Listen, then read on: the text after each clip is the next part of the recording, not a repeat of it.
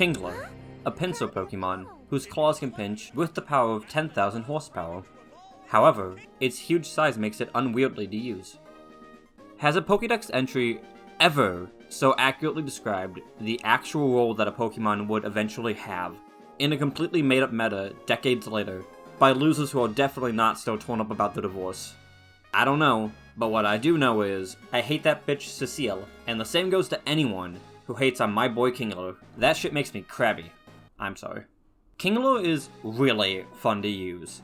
I mean, it gets Swords Dance, and look at that thick attack stat. Our speed is pretty decent too, outspeeding the middle speed tier Pokemon like Exeggutor and Cloyster. And even though our special isn't anything special, we have Crabhammer, which acts similarly to Slash, where it will nearly always crit, giving us consistent stab damage.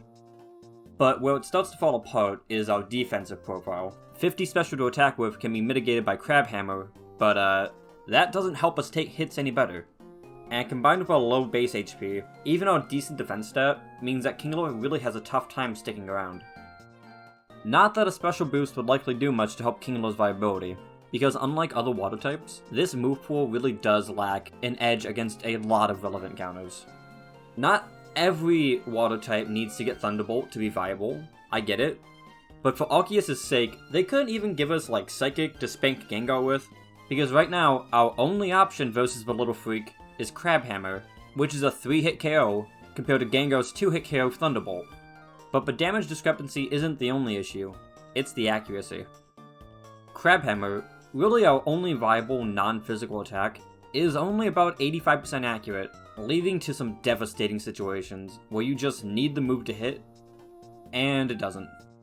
So yeah, weak defenses, some hard counters, lacking move pool, but we still do have a lot to work with here. Or I guess I do more so than Kingler, because unlike our little crustacean friend, I can use this amazing RBY guide on Kingler, written by the seemingly effortlessly talented linguistic master that is Plague Von Karma. I do usually give Smallgun analysis pages a view or two while making my videos, but typically I try to form my own opinions. Not that the information is lacking or I think that I know better than the experts, but typically I learn by doing more than reading. However, this is the first time where I was really encaptured enough to read the entire guide and try to use it to make Kingler the best that they can be. Which is great for me personally, because after getting pounded by the sheer girth of the last videos, I could really use something a little smaller to work on. On that topic, make sure to subscribe to my OnlyFans. So Kingler is a D tier Pokemon, but it's the head of that pack, so we can't say it doesn't have anything going for it, because even with its admittable mountain of issues, there is definitely a niche here to explore. So what can Kingler do? Well, for one, Kingler is one of the best checks to Rhydon in the entire game. Our speed might only be mid, but Rhydon's is straight ass, and Crabhammer will do 193% minimum damage. Enough said. We also beat down Dugtrio pretty good too. Besides that, our attack stat is so impressive that a single Swords Dance is enough to start one-hit KOing the more physically weak monsters in the tier. And way more if you can somehow get a second one going. Or, more realistically to happen, if it's late game and your opponent's team has already been chipped a little bit beforehand. And if you're a clever player, you might notice that these 2 points are pretty compatible. Most players don't want to throw away the Rhydon, so if you bring in Kingler against one in a revenge killer type role, you can almost always get a free dance off. And once we get that dance going, we can either start throwing out devastating boosted Hyper Beams, or stab crit Crabhammers. Oh yeah, and we get a 4th move too. Typically you'd want to run Body Slam, as it's reliable damage with a decent chance to paralyze not normal types. Me being me, recommends trying out Stomp. Most of the time. More on that in a little bit. But yes, both moves, especially boosted, hit pretty hard, and both have really good secondary effects. Either one is a solid choice, and usually I make that choice based on the rest of the team composition that I have going on. So, what you want to happen is, it's late game, your opponent's team have some decent holes in it, ideally you've taken out some of the tougher counters, and there's chip damage and status spread around. You bring in Kingler after something dies to a Pokemon you can reliably set up on, Rhydon is ideal, but Cloyster and Articuno are monsters that really can't do much to us without blowing up or a lot of luck. Slowbro is another Pokemon that can be used to get Kingler in safely, if you've scouted the moveset ahead of time, but avoiding Thunder Wave is a necessity. If none of those are available to you, other, more situational options are definitely possible, like bringing Kingler in on a resting, or asleep, or frozen Pokemon, or just going full balls to the wall and banking on a full paralysis turn to get your boost off against something that you can reliably take out the next turn. This last option is really only possible if you know that you can safely take that hit and then sweep though. So it really shouldn't be against anything that can paralyze us, and only if we can then outspeed the rest of our opponent's team, because Kingler won't usually survive a second neutral hit anyway. Bringing Kingler in, especially on a paralyzed Chansey though, can be a pretty good move, as you'll normally be able to remove Chansey, with the downside of us dying immediately after though. But, depending on your situation, that might be worth it, so go ahead with that one on your own discretion. Okay, so getting Kingler in is kind of a little bit of a problem, which is a good time to start talking about all of the other problems that we have. Yeah, so Kingler isn't actually a perfect monster. I'm sure someone out there is surprised by that, but why is that? Well, I'm gonna argue that Kingler doesn't have one big defining issue like some Pokemon have. Rather, it's just a small collection of problems that add up to be way more than the sum of the parts. Let's start with the fact that if your opponent does not have a Rhydon, bringing in Kingler is very tough if you don't have a ton of setup done. Our low special means that a ton of common attacks are clean 2-hit KOs on us, and with our mid-speed, nearly all of the tier's fast special attackers can easily take us out before we can accomplish much of anything. This is the footage that I have the largest quantity of for this video. I know I said Articuno, Cloyster, and Slowbro are decently safe monsters to bring Kingler in on, but honestly, what are you even going to do once you're in on them? We aren't immediately threatening, so they likely won't switch out. Articuno, in fairness, is the least adept at taking us on, but also the most niche, left throwing out blizzards in its little corner hoping for a Kudo or freeze. Slowbro and Cloyster, though, are honestly about as dangerous to us as we are to them. Also, if we get paralyzed, we are just completely screwed, just like every Swords Dance Sweeper. Shout out my boy Sandslash.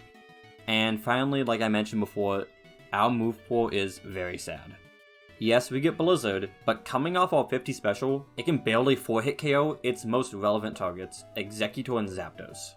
Meanwhile, Exeggutor can absolutely wreck us if we aren't prepared for it, and we should just not be taking on Zapdos. So, Swords Dance, Hyper Beam, Crab Hammer, and then Body Slam or Stomp. Body Slam is better, because it obviously does more damage, and also, if you think you might need a last minute paralysis, obviously we shouldn't be banking on Body Slam paralysis, but we probably shouldn't be using Krabby Senior anyway, so it's fine. But Stomp is really useful if you can get your team set up correctly for it. And what do I mean by that? How do you correctly set up Stomp? I'm glad no one asked. So, it's all about how we set up our team for this one.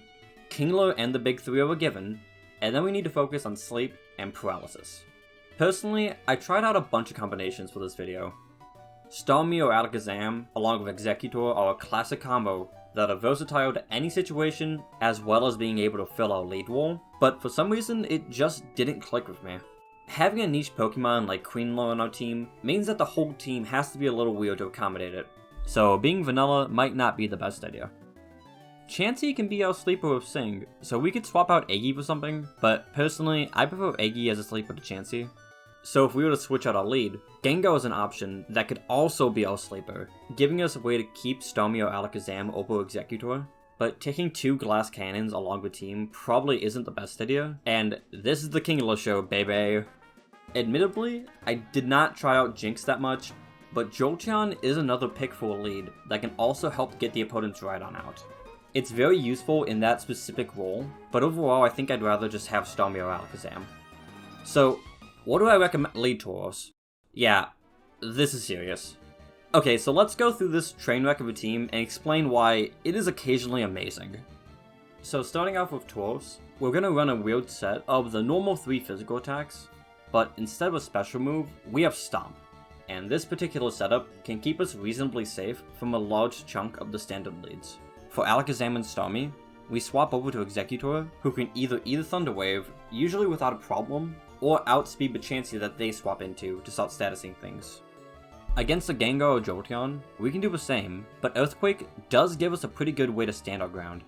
And Stomp is ran for Jinx, as if we get the flinch chance, we're gonna always knock it out with a Hyper Beam on the next turn, or at the very least to force it out. It can also help us get past a variety of early to mid game Pokemon that Tauros can sometimes struggle with, like non-reflect Snorlax. Sometimes.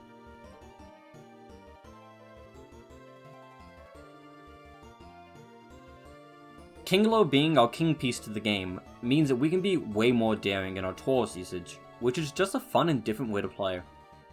The rest of our team then is designed to either knock out or cripple the opponent before Krabby can come out to sweep. Snorlax is our wall breaker in the event Tauros goes down early game, and Reflect Chansey can help us get through monsters that are still scary for Kingler, even while paralyzed, such as Executor. Ideally, we try to keep Zapdos alive as long as we can, as not only is it an amazing final Pokemon if Kingler goes down, but it's the best way to get Rhydon out, which can help get us in easy. And then Kingler, with 3 moves to doom, and then Stomp. Stomp isn't perfect, it'll fail you 70% of the time, just like my ex-wife, but when it works, it's an amazing feeling, honestly. But the magic comes when it's combined with a paralyzed opponent, and there's about a 50-ish% chance that they are not gonna do anything, which is just good enough odds for me to gamble on. And that's Kingler's niche. It has so many problems, but that attack stat is so juicy that it is worth ignoring all of its flaws just to focus on that. Maybe that's why I relate to it. But if you can build your whole team around it, Kingler can hit the field usually pretty safely, thrash the opponents with its signature Big Claw attack, and the strongest Swords Dance Hyper Beam combo in the game. It's a flawed Pokemon with a ton of positive aspects, the perfect representation of D tier. But I just really like Kingler, and judging from the love written into that guide, I can't be the only one. But, okay, the question we all want answered, is Kingler decent in RBY or U? Kinda, yeah.